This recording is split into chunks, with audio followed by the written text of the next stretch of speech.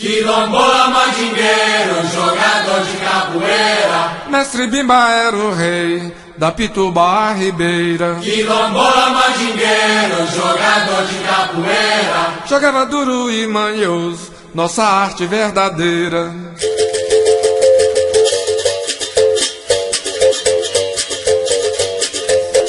Brincadeira tem hora, joga com garra e mandinga. Esse jogo é tioso, não é Angola, é capoeira de Bimba. Brincadeira tem hora, joga com garra e mandinga. Esse jogo é tioso, não é Angola, é capoeira de Bimba. Brincadeira tem hora, joga com garra e mandinga. Esse jogo é tioso, não é Angola, é capoeira de Bimba. Brincadeira tem hora, joga com garra e mandinga. Esse jogo é tioso, não é Angola, é capoeira de Bimba.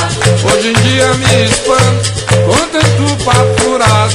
Se dizer que capoeira é somente brincadeira, esquecendo da história, seu passado de glória, como luta verdadeira. Capoeira é uma arte, nós chamamos de valor, que usava a cabeçada, se livrar do vetor. Capoeira é uma arte, nós chamamos de valor, que usava a cabeçada, se livrar do vetor.